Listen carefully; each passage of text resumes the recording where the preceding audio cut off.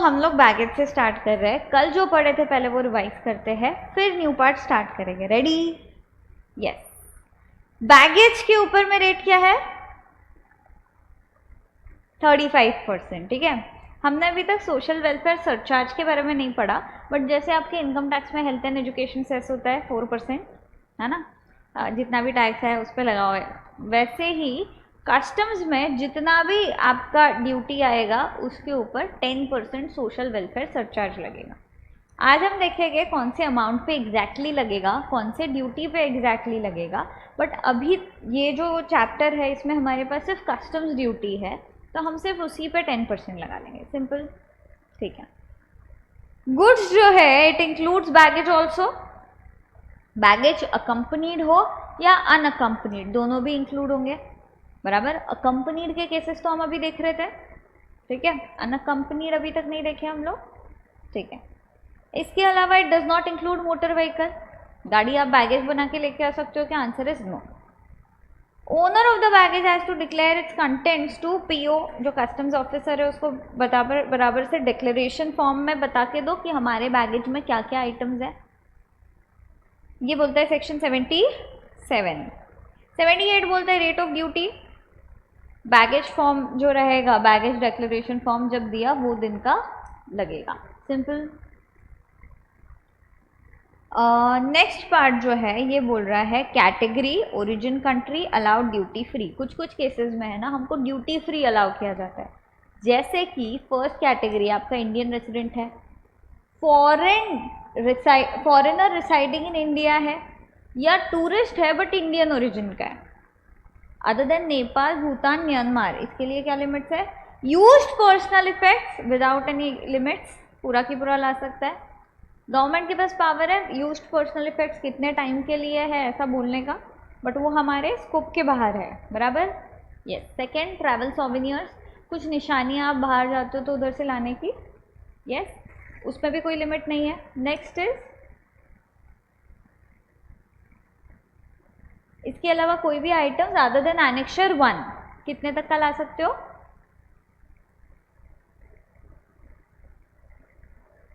Up to 50,000, yes, पर passenger, बराबर। Tourist और फॉरेन ओरिजिन अगर है, इनमें किधर भी इन्फेंट को हम इंक्लूड नहीं कर रहे हैं, हाँ, उसके लिए क्या लिमिट है? Other than Nepal, Bhutan, Myanmar, first personal effect same, travel souvenir same, बाकी limit is restricted to 15,000 for free per passenger, yes. In fact कोई सोवेनियर लेके आएगा, कुछ आइटम शॉपिंग करेगा, नो, जितना पर्सनल इफेक्ट है उतना अलाउ, बस। सिंपल। 1 और 2 वाले अगर नेपाल, भूटान, म्यांमार में जाते हैं तो use personal effects, travel souvenirs कितना भी, आर्टिकल्स अदर देन एनेक्शर 1 15,000, और अगर लैंड से लाते हो तो सिर्फ पर्सनल इफेक्ट्स ला सकते हो, बाकी कुछ नहीं, बराबर। सिंपल, ठीक है। पूलिंग चलेगा क्या? एक का 75,000, दूसरे का 35, टोटल 2 लोग हैं तो 1 लाख, नहीं, इसका 50, तुम्हारा 50, 50 के ऊपर जितना गया उस पर लगेगा कस्टम्स ड्यूटी। एनेक्शर 1 में क्या क्या आइटम्स थे? फायर आर्म्स, ये कभी भी आप ला सकते हो क्या? 35% या माफ़ी पे, इस पे हमेशा कितना परसेंट लगेगा? 100%। ये लिमिट में भी आएगा क्या? नो। अदर देन एनेक्शर 1 बोल रहे थे आप, yes. Next is cartridges of fire arms, कितने बंदूक की गोलियां?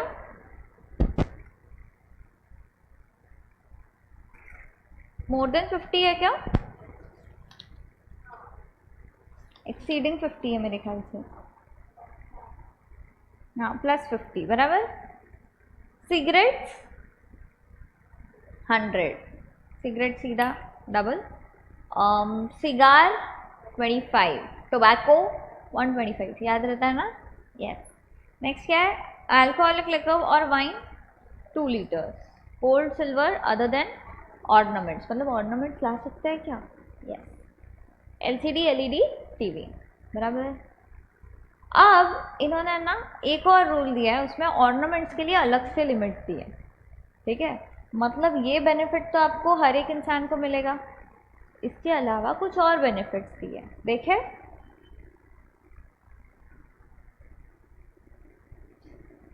ज्वेलरी अलाउंस, अच्छा, इन्फेंट मतलब 2 इयर्स तक के बच्चा, ज्वेलरी अलाउंस कितना है बताना तो।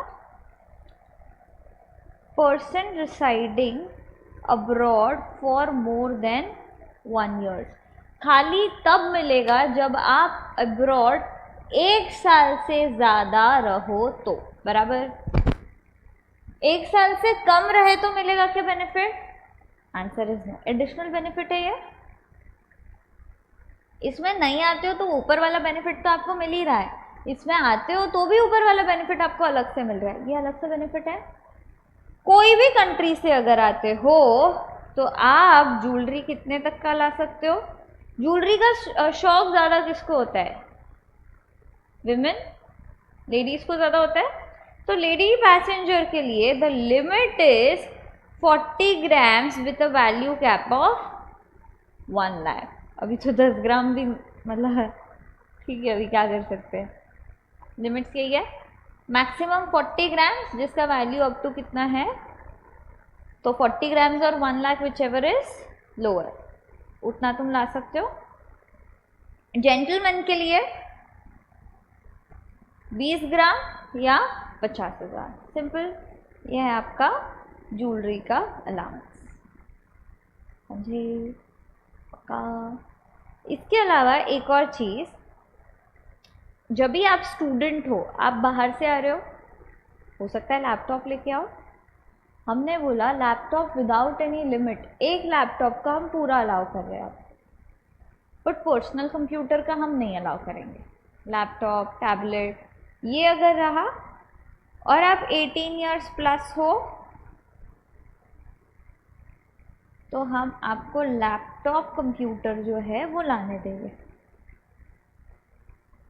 तो ये 2 लिमिट देखिए हमने, ये हम नोट में लिखेंगे, पहले आप ज्वेलरी वाला लिखो फिर हम वो लिखेंगे।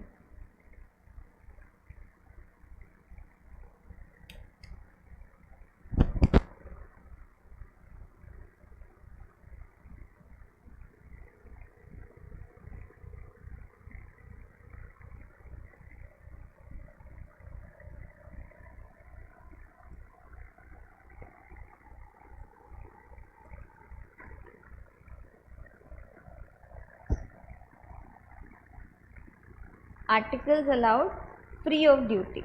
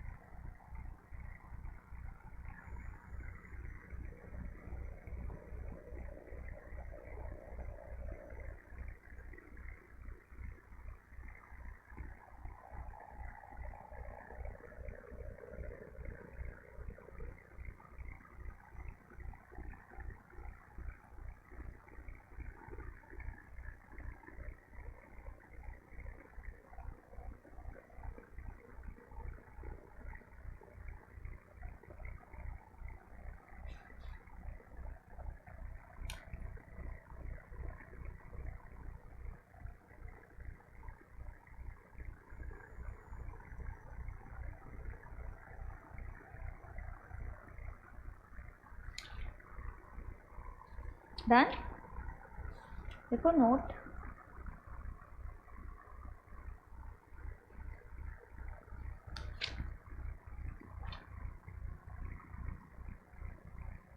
one laptop computer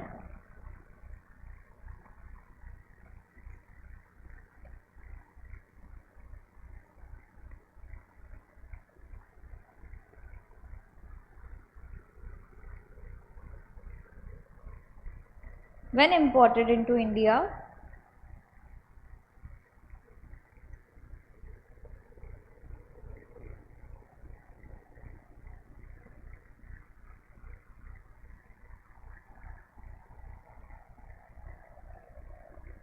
by a passenger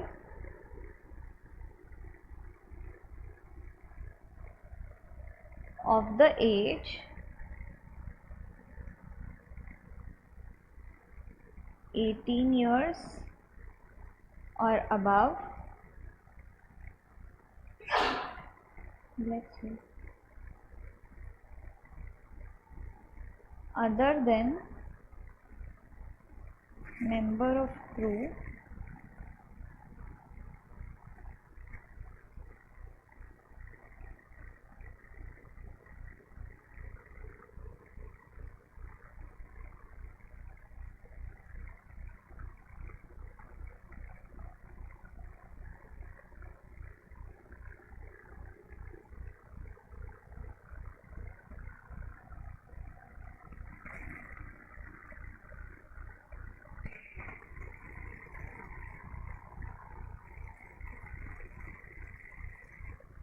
is exempt from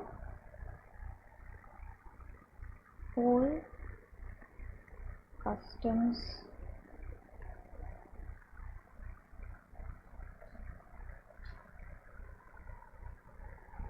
duty.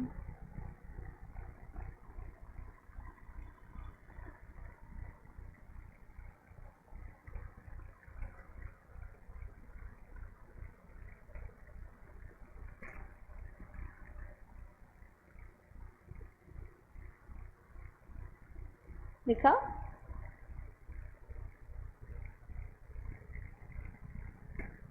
Therefore, laptop computer tick. However, personal computer is not eligible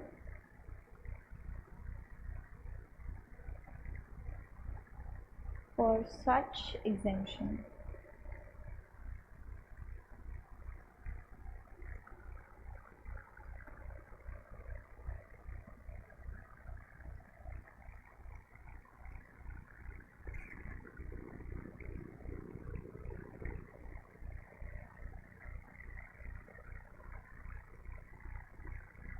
done? Questions देखे क्या थोड़े ये बेसिस पे?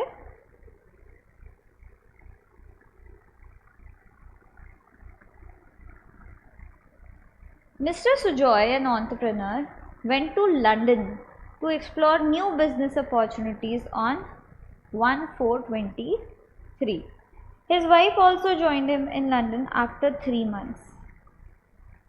Sujoy गया, उसकी वाइफ कभी गई? 3 months बाद. बराबर.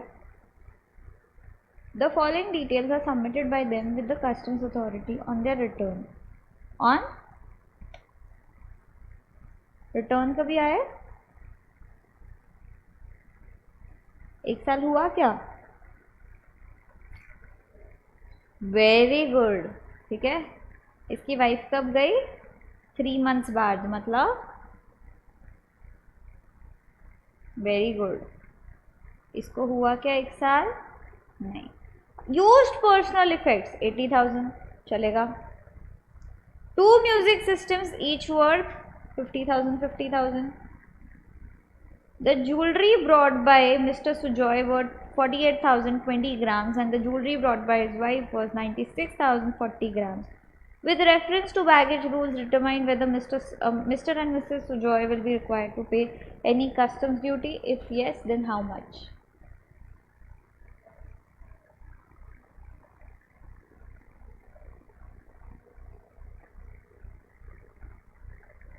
How much?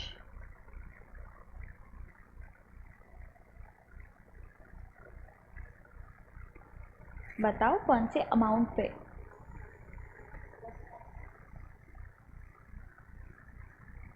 एक एक करके देखते हैं। पर्सनल इफेक्ट्स पे क्यों दिया आप? इस पे क्यों दिया आप?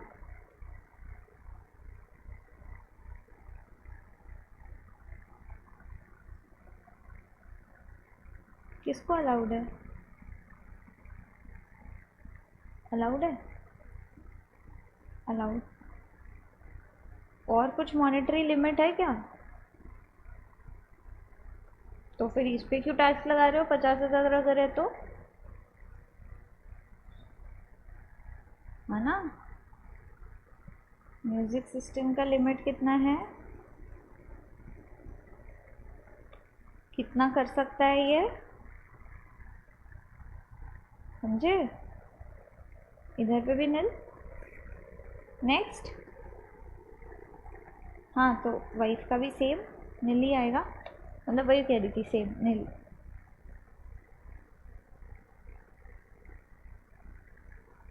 बराबर।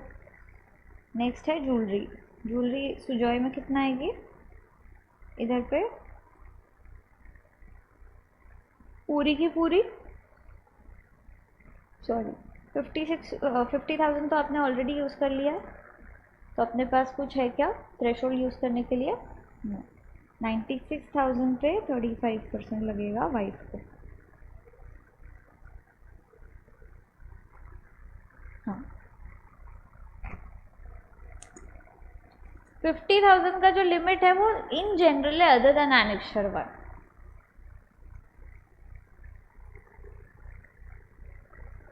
ऑर्नामेंट्स, अदर देन ऑर्नामेंट्स बोला है? आंसर देखो तो।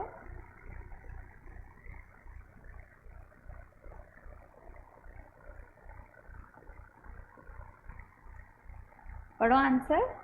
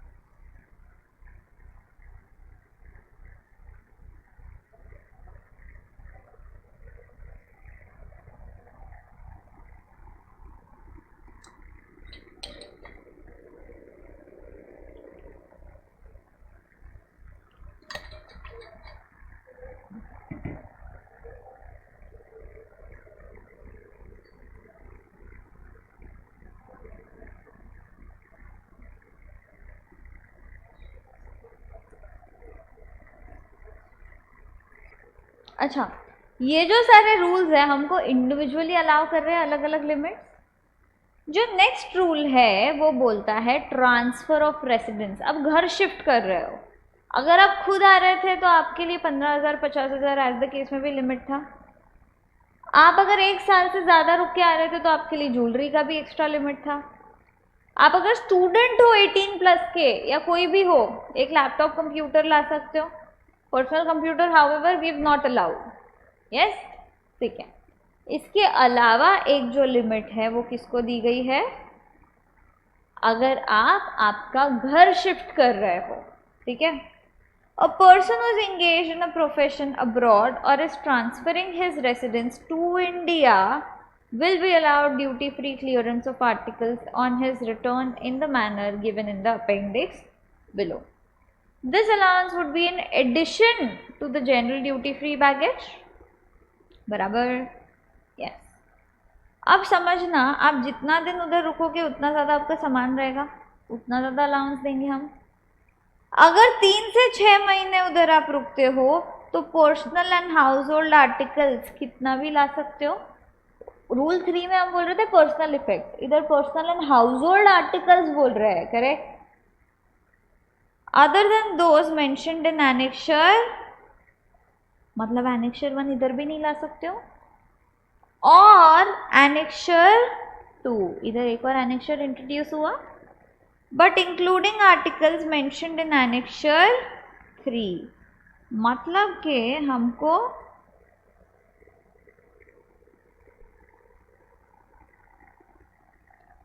थ्री चलेगा, बराबर.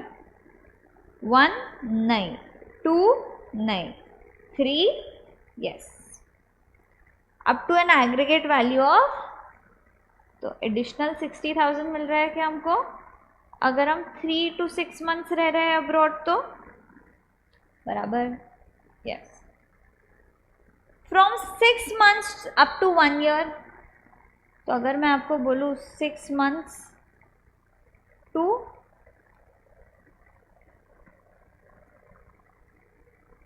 1 ईयर अगर है तो personal house hold and other articles, house hold articles other than those mentioned annexure 1, 2 but including articles mentioned in 3 up to amount of 1 lakh. Aggregate में किसके लिए है ये, इंडियन पैसेंजर, बराबर.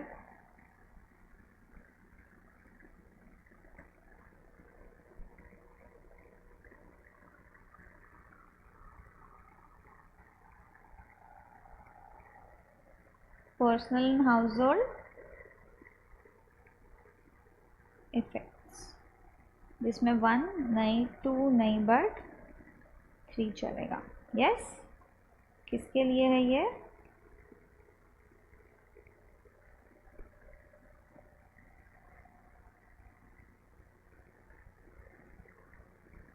सही है.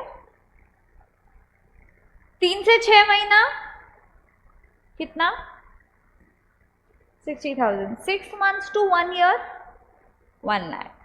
Beyond 1 year up to, ऐसा है क्या, no. Minimum stay of 1 year during the preceding 2 years. पिछले 2 साल में हम आते जाते हो सकते हैं, तो मिनिमम स्टे पिछले 2 साल में मिलाकर के कितना है, 2 years में हमारा मिनिमम स्टे है 1 year का, बराबर.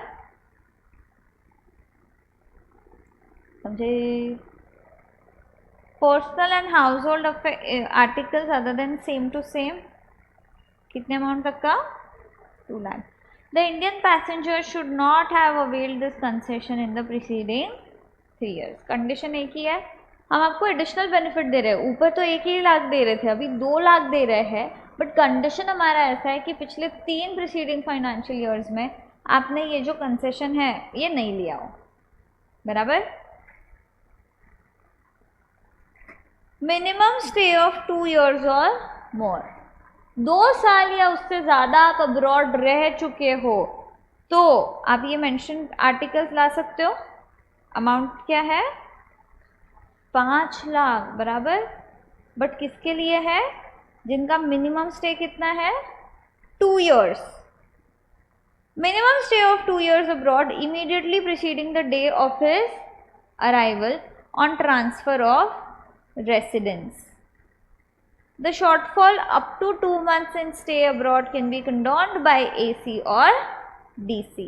हम बोल रहे हैं कि अरे 1 साल 10 महीने हो गया है, ऑलमोस्ट 2 साल, प्लीज हमको ये बेनिफिट दो, तो AC DC दे सकता है क्या, yes. If the early return is on account of terminal leave or vacation being availed by the passenger or any other special circumstances for reasons to be recorded in writing. Total stay in India on short visit during the 2 preceding financial years should not exceed 6 months. हम आते जाते भी रहते हैं festival शादी वगैरह पे, तो जो बीच में आ रहे हो आप वो 6 महीने से ज़्यादा कलेक्टिवली नहीं आने चाहिए. The PC और C में condone short visits in excess of 6 months. Passenger has not availed the concession, समझे? इसके अलावा कोई रिलैक्सेशन है? No, simple. तो मेरे को बता दो फटाफट, 3 months to 6 months, 6 months to 1 year, 1 lakh। Indian passenger, simple condition. अब 1 year का मिनिमम स्टे करेक्ट, पिछले 2 सालों में, और आपने ये बेनिफिट पिछले 3 सालों में नहीं लिया होना चाहिए, तो आपको 2 लाख का बेनिफिट मिलेगा। 2 साल या उससे ज़्यादा आप बाहर रह रहे हो, 5 लाख मिनिमम। 2 years का स्टे बराबर, और प्रीसीडिंग इसमें, और 2 years का कंडोन कर सकते हैं वो ACDC, वही तो बोला 2 months का कंडोन कर सकते हैं डीले, 2 months बोला ना, 2 months का जो है वो कंडोन कर सकते हैं डीले, यस। इसके अलावा अगर प्रिंसिपल कमिश्नर है वो 6 months का कर सकते हैं, यस। इसके अलावा हमने बोला कि आप इंडिया में आ रहे हो तो कलेक्टिवली कितने टाइम के लिए आ सकते हो, मैक्सिमम 6 months, ठीक है। इसके अलावा हमने कुछ देखा क्या? नो, ठीक है। Limit 60,000, 1 lakh, 2 lakh, 5 lakhs। Period 3 to 6, 6 to 1, 1, 2। पिछले 3 साल नहीं, 3 साल नहीं, ऊपर ऐसा कोई कंडीशन नहीं है। इधर पे शॉर्टफॉल 2 months, 6 months, और मैक्सिमम पीरियड 6 months का आने का, और प्रीसीडिंग 3 फाइनेंशियल ईयर में बेनिफिट नहीं लेना चाहिए, और ऊपर भी नहीं लेना चाहिए, समझे? ये हुआ आपका लास्ट इम्पॉर्टेंट बेनिफिट। लिखते हो? ये अपेंडिक्स बना लोगे?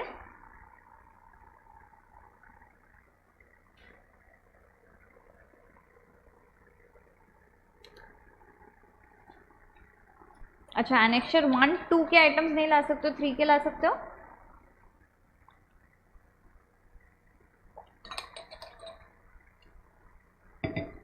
मैं बोर्ड पे बना रही हूँ, आपको खुद से उधर देख के बनाना है, आप बना सकते हो, ठीक है। मैं शॉर्ट में बना रही हूँ।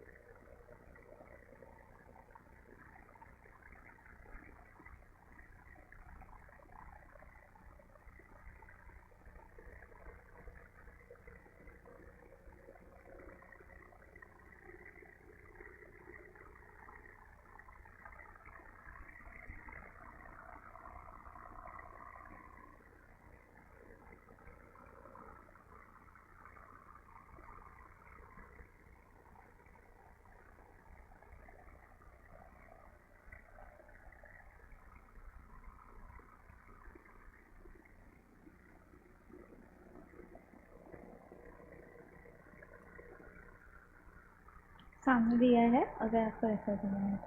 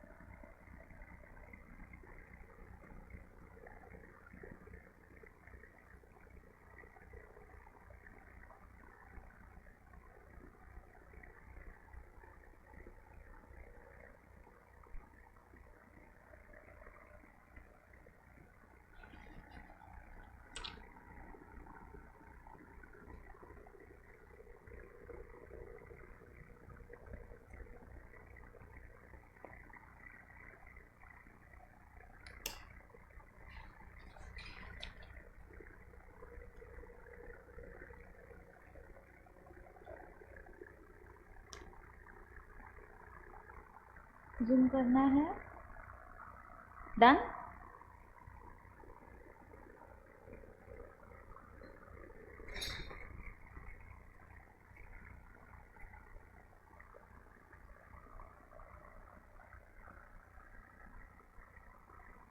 नेक्स्ट पार्ट देखिए।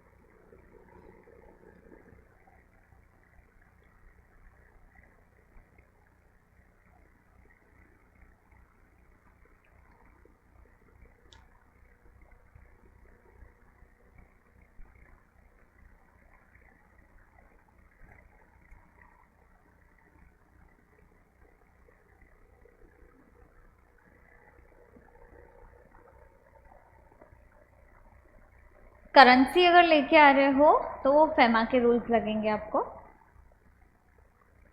अनअकम्पनीड बैगेज, अभी तक हम अकम्पनीड बैगेज का बात कर रहे थे। यस, रूल नंबर 8 बोलता है अनअकम्पनीड बैगेज। अनअकम्पनीड बैगेज मतलब हमारे साथ में नहीं आ रहा है बैगेज, करेक्ट।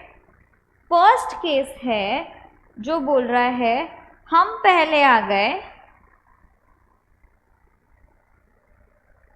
पहले हम आ गए, फिर विद इन 1 मंथ बैगेज आया तो चलेगा। Yes, the various provisions in the above rules are also applicable to the unaccompanied baggage unless specifically excluded. If unaccompanied baggage had been in possession abroad of the passenger and is dispatched within 1 month of his arrival in India or such further period as may be extended by AC or DC may allow. The said unaccompanied baggage can also land in India up to 2 months before the arrival of, ऊपर बोल रहा है पहले हम फिर with in 1 month baggage, नीचे बोल रहा है पहले बैगेज फिर हम विद इन 2 मंथ्स, समझे। However, if the passenger is not able to arrive in India within 2 months due to circumstances beyond his control, covid आ गया, लॉकडाउन लग गया दूसरे कंट्री में, तो बैगेज तो आ गया, हम नहीं आ पाए, तो उसके कंट्रोल में अगर कुछ नहीं है, जैसे sudden illness to himself or any of the family member, natural calamities, disturbed conditions, disruption of transport or travel arrangements in the country etcetera, the ACDC में extend the said period of 2 months up to a maximum of 1 year. इसको extend कर सकते हैं क्या, कितने time तक, max 1 year. तो आपको ये सारे बेनिफिट मिलेंगे। तो लिखो अनअकम्पनीड बैगेज के केस में 2 केसेस में मिलेगा, पहले हम फिर विद इन 1 मंथ बैगेज, और पहले बैगेज फिर हम with in 2 months.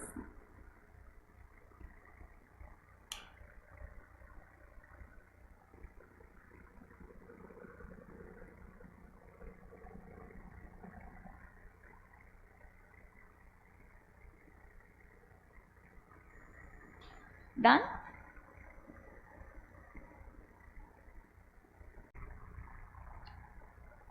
These baggage rules are also applicable to the members of the crew engaged in foreign going conveyance.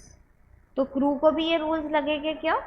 Yes, for importation of their baggage when they are finally paid off on termination of their engagement. But ये benefits उनको कब मिलेंगे?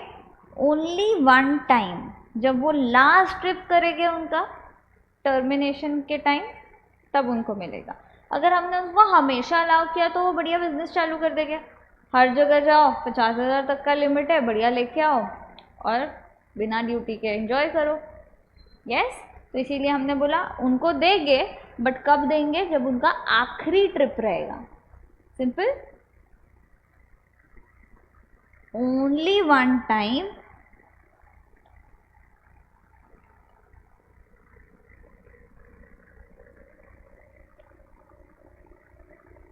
at the time of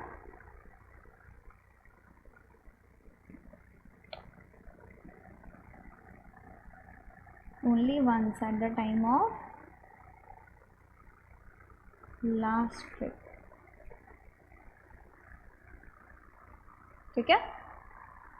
However, other crew members of a vessel and aircraft will be allowed to bring items like chocolates, cheese, cosmetics, and other petty gift items for their personal or family use for a value not exceeding 1500 तक का ये chocolates, चीज़ और छुटर putter makeup का सामान ये सब ला सकते हैं। ठीक है।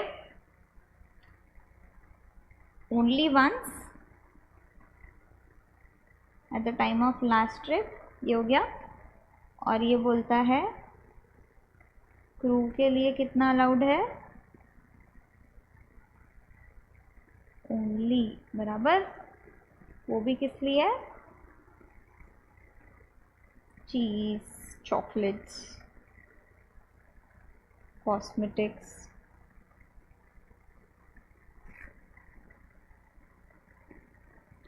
छोटू गिफ्ट आइटम्स। समझे?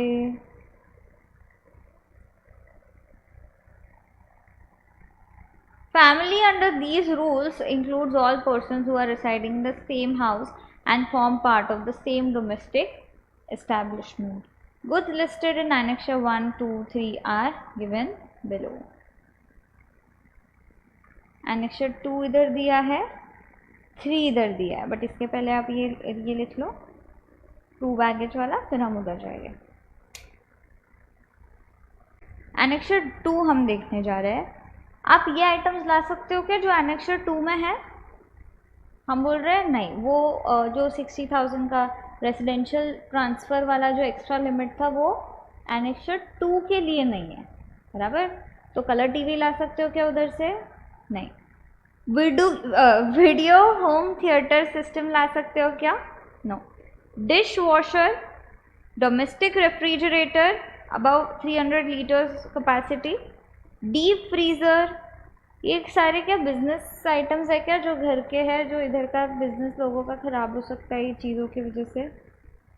Video camera or the combination of any such video camera with one or more of the following goods namely television receiver, sound recording, reproducing apparatus, video reproducing apparatus, ये सब चाहिए तो भाई ड्यूटी पे करके लाओ। ठीक है। Cinematographic films of 35 mm and above, gold, silver in any form other than ornaments. Annexure 3 जो हम अलाउ कर रहे हैं, video cassette recorder, video cassette player और वीडियो टेलीविजन रिसीवर और cassette disc player, digital video disc player, music system, AC, oven, word processing machine, fax machine, portable photocopying machine, washing machine, ये सब छुटर पुटर item हम allow कर रहे हैं। इलेक्ट्रिकल और liquefied petroleum gas, cooking range, personal computer, पर ये लिमिट में जाएगा पर्सनल कंप्यूटर। लैपटॉप हम विदाउट एनी लिमिट दे रहे थे। लैपटॉप, कंप्यूटर, ये भी एक के ऊपर लिमिट में जाएगा। Domestic refrigerators of capacity up to 300 litres और इट्स इक्विवेलेंट, बराबर। हाँ, पूरा एक एक आइटम चेक होता है। आप पूरा डिक्लेरेशन फॉर्म लेकर के आओगे कि क्या क्या लेकर के आए हो, क्या क्या नहीं।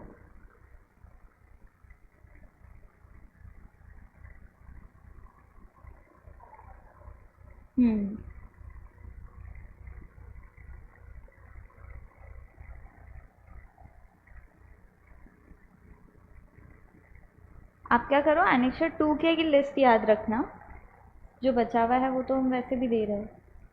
दोनों याद करने जाओगे कंफ्यूजन होगा। ठीक है।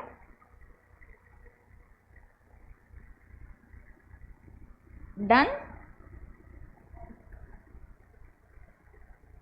लिखी थी ना।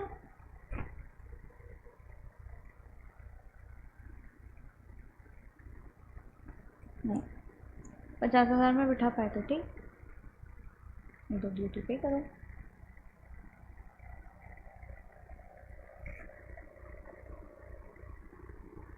नहीं तो फिर तो सभी दुबई जाएंगे और ट्रिप का भाड़ा ही वसूल हो जाएगा, मस्त इधर आके गोल्ड बेचो।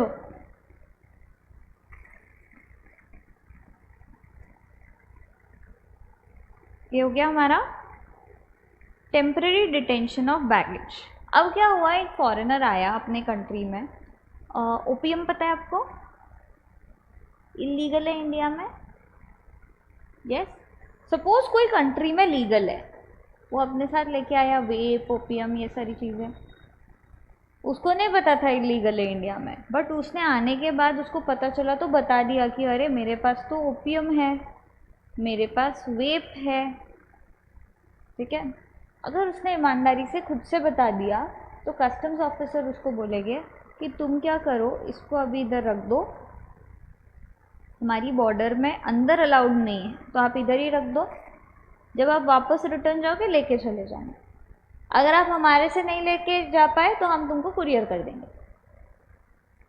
ठीक है, अच्छा चीज़ है ये तो, बट ये कब, मतलब ये डिटेन करेंगे अगर आप खुद से बता दो ईमानदारी से, तो पूरा डिक्लेरेशन दो तो। और अगर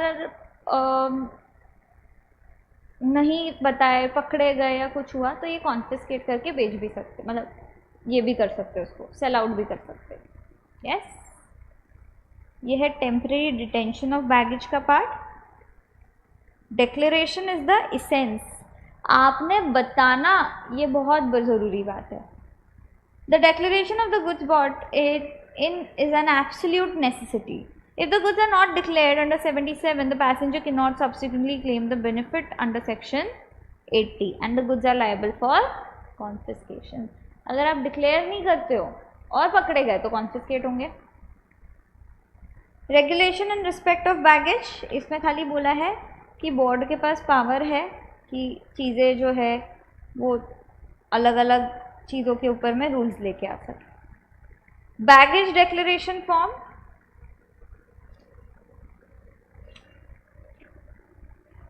टाइम पास है, स्टैंडर्डाइज फॉर्म है, भरना पड़ेगा आपको प्रिस्क्राइब मैनर में, ये इम्पोर्टेंट है। हाँ,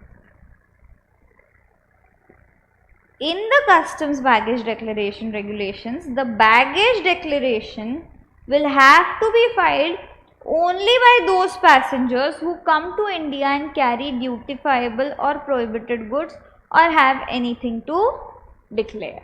अगर आप कुछ लेके ही नहीं आए हो जो जिस पे कुछ है तो फिर आपको डिक्लेयर करने का ज़रूरत नहीं है, बट चेकिंग करते समय अगर पकड़े गए तो फिर वो कॉन्फिस्केट हो सकते हैं।